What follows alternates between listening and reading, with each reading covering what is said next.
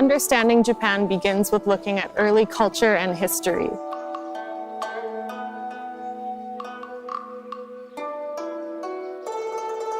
Long before the Meiji era started in 1868, Japan had been a country which drew heavily from its natural surroundings to produce objects of beauty and function.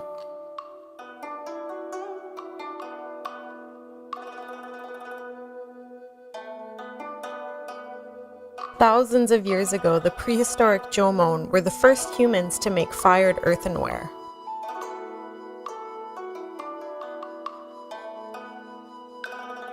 It is also a land of rice culture, which has influenced the collective spirit of the people.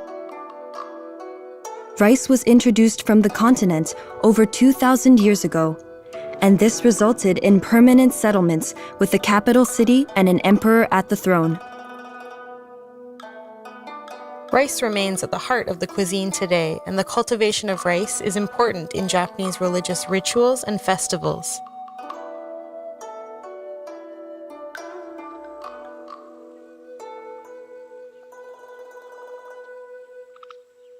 Around the 7th century, there was a high period of cultural exchange and influence from the Asian continent.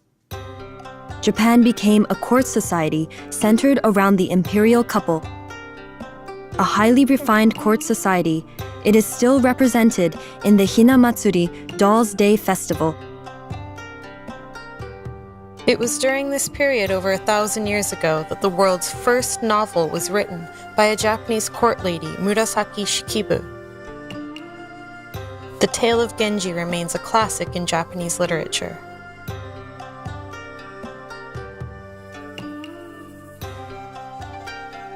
The feudal period saw the rise of the warrior class.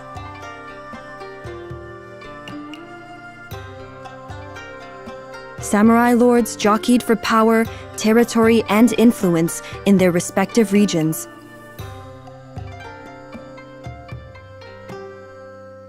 The Edo period, from 1603 to 1867, would be the last era of the samurai.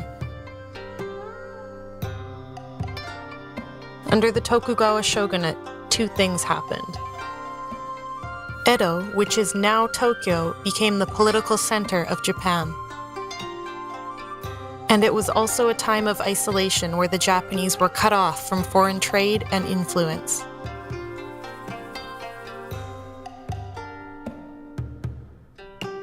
Bushido, the code of the warrior, was developed at this time.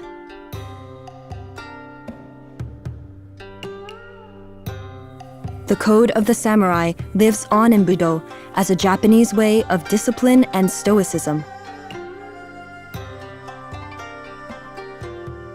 In this period, Ito Jakuchu would create a mosaic technique in his birds and animals in the flower garden, making him the first pixel artist 300 years before his time.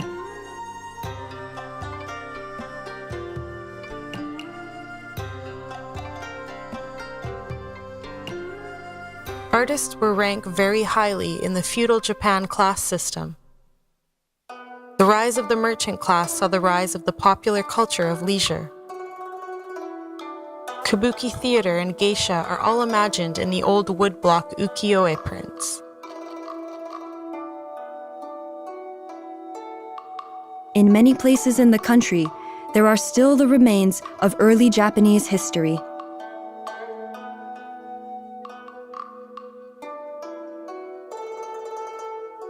The influences on design and art still exist. Today, the United Nations, UNESCO, designates at least 21 heritage sites in Japan that should be preserved for eternity, both natural and cultural.